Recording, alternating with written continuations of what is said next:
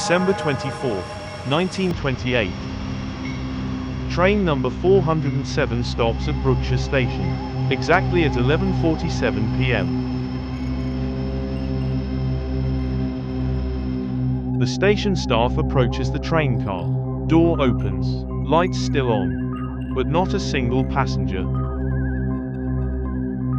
83 people disappeared. Luggage intact, food still warm, a cup of tea still steaming. But what the station staff could never forget was the smell. A freezing cold smell, to the point that he said, like the air in the train car had been frozen, then burned. And on the chalkboard notice, someone hastily wrote, "Don't look out the window." December 24th night. For most people, that's Christmas Eve, the night of joy, of candles, of family.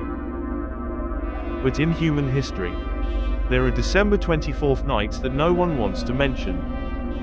Nights where even official records were erased. Nights where survivors never speak up. It took me nearly 8 months to gather these documents. Today, I will open 5 files for you. 5 darkest Christmas Eves in history. And when you finish watching this video, you will understand why in some places in the world, people never light candles on December 24th night.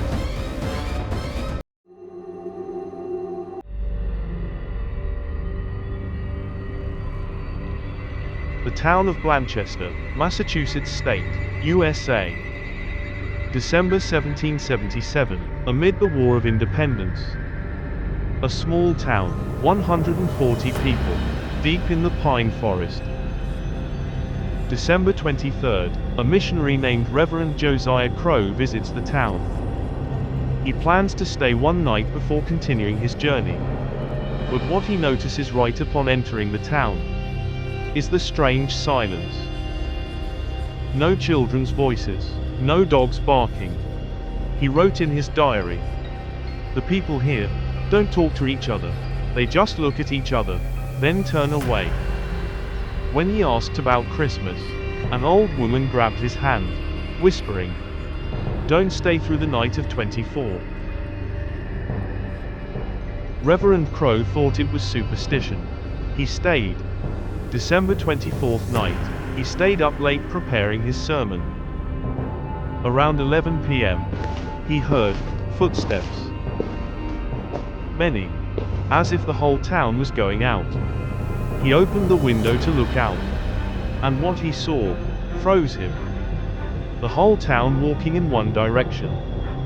No one holding lamps, no one saying anything. They just walked. Men, women, children, all in night clothes, barefoot, walking into the forest. Reverend Crow called out loudly, but no one turned back.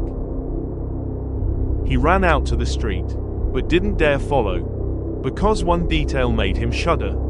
Their eyes didn't blink. And he heard a sound from deep in the forest. Not a call, not singing, but bells.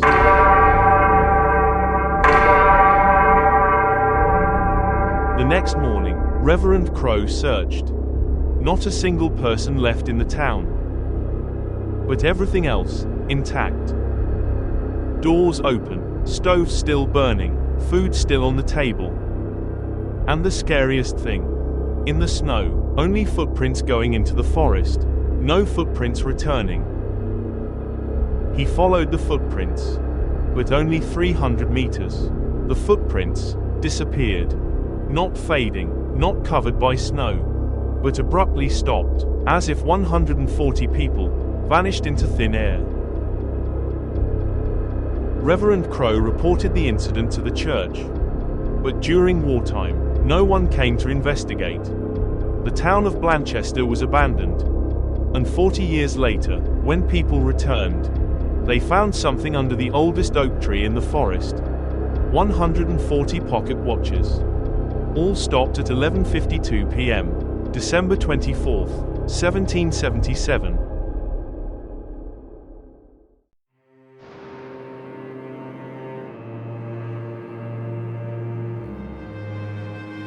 World War I, December 1914. The Western Front sinking in mud and blood. But on December 24th night, a miracle happened. German and British troops voluntarily truce. They leave the trenches, they shake hands, they sing Christmas songs. History calls it Christmas truce, Christmas truce. That's one of the most beautiful moments amid the war disaster. But there's one detail, never put in textbooks. A platoon of 12 British soldiers, stationed near the Argonne Forest, disappeared exactly on December 24, 1914th night. And the military records on this case, full of contradictions. According to Sergeant William Harding's diary, the only one not joining the patrol that night due to a foot injury. Around 10 p.m., his platoon received orders to patrol the forest border. But the strange thing is, no such order in the official logs. Sergeant Harding wrote, "Around 11, I heard singing from the forest. Not soldiers singing, but choral, like a children's choir. He thought it was nearby villagers singing for Christmas. But then, the singing didn't stop. It kept repeating the same melody for 40 minutes. At midnight, he heard screams. Very short, then silence. 12 people never returned. The next morning, a search team was sent. They found 12 rifles, neatly placed in a row, in a clearing in the forest. No signs of combat, no blood, no bodies. But the strangest thing was on each rifle, a red bow tied around the barrel, like a Christmas gift. Official records state, platoon shelled, no bodies found. But no shelling reports that night. No explosions. No witnesses. And when the soldiers' families requested investigation, the files were sealed for 80 years. Only in 2003, when documents were declassified, did people learn of this case. But too late for answers. And to this day, there are rumors in the Argonne Forest area that on December 24th night, you can still hear children singing.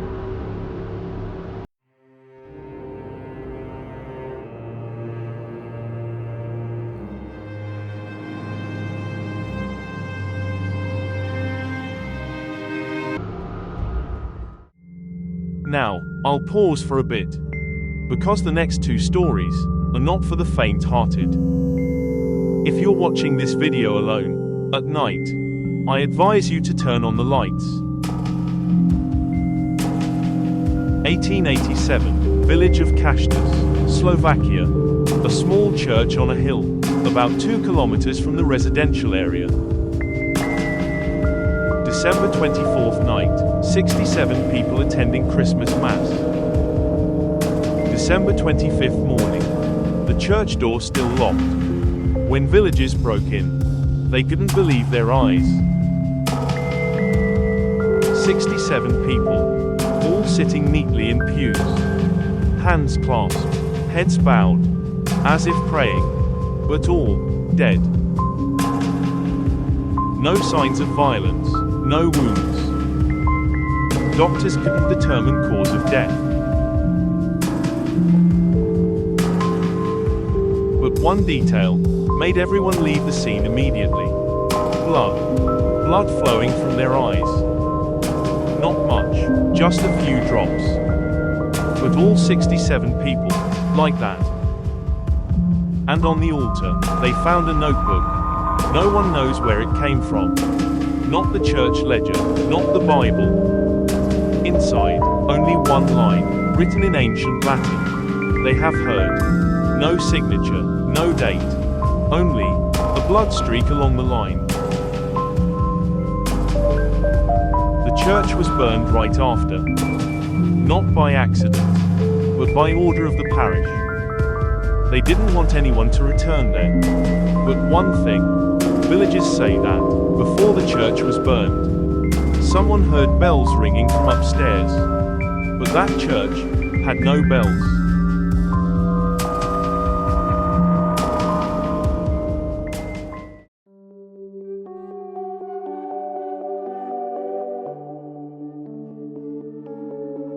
December 24th, 1928, United States.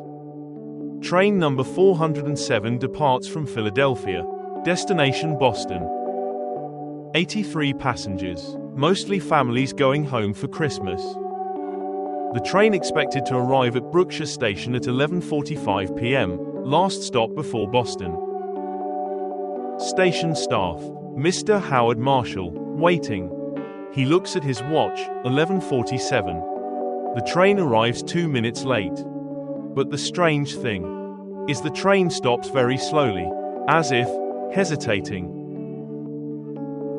Mr. Marshall approaches. Lights in the train cars still on. Door open. But not a sound. He steps onto the first car. And what he sees makes him grip the railing tightly to not fall. Passengers disappeared. But everything else intact. Suitcases on shelves, coats on seats, a book open midway, a cup of tea, still steaming, and on the table, a plate of cookies with half left. Mr. Marshall goes through each car. All the same. No one. But what made him run out was the smell. Mr. Marshall later recounted. It wasn't a normal cold smell. It was like the air in the train car had been frozen. Then someone set it on fire. He felt his lungs hurt like being stabbed by needles. He ran out, breathing heavily. Police arrive, investigate all night. No clues found. But one detail, no one could explain. On the notice board in the last car, someone wrote in white chalk, "Don't look out the window." And when police checked the windows, they discovered all the glass panes, cracked from outside. As if something had tried to look in. 83 people disappeared. No bodies, no traces, no explanation. File closed after 6 months investigation. Official conclusion, cause unknown. But there's a rumor that one of the investigators, after reviewing the file, quit immediately. And when asked why, he only said, "I don't want to know anymore."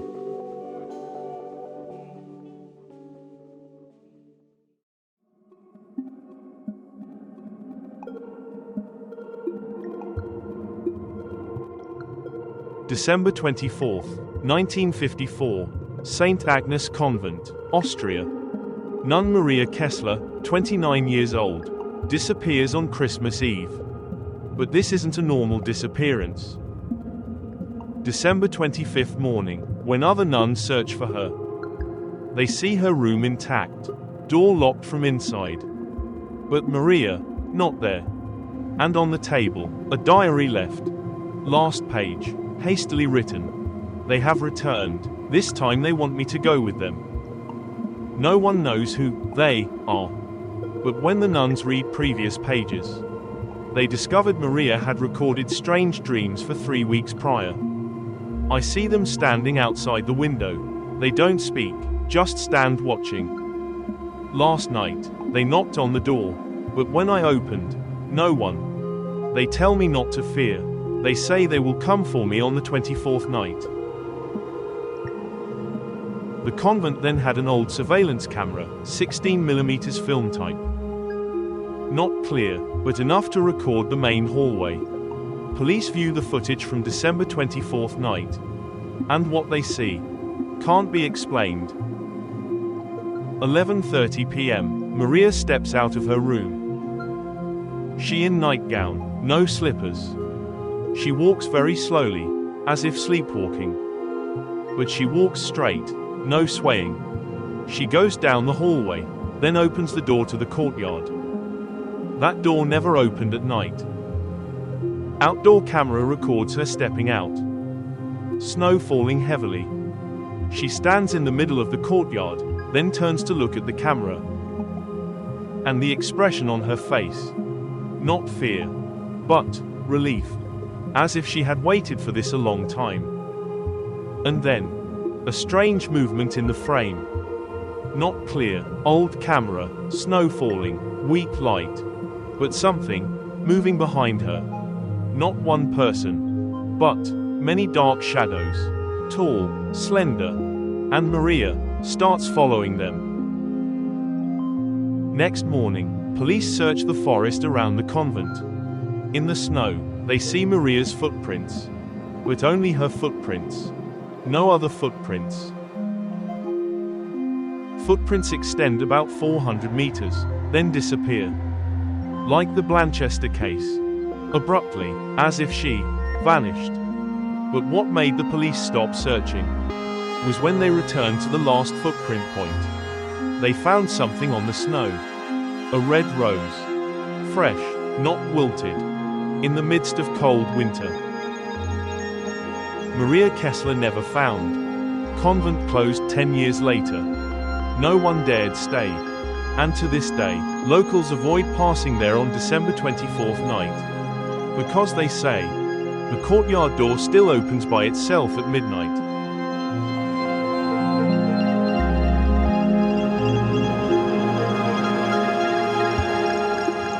These 5 cases. 5 December 24th nights. 5 different centuries. But when you put them side by side, you'll see a pattern. First, all occur around 11 p.m. to midnight. Second, no signs of violence. No blood, no noise. Third, victims voluntarily go. They weren't captured, they didn't flee, they just went. And fourth, all leave one final detail. Blanchester, 140 pocket watches. 1914 platoon, 12 rifles with red bows. Cashtas Church, notebook with, they have heard. Train 407, the writing, don't look out the window. Maria Kessler, red rose in the snow. As if someone wanted to leave a sign.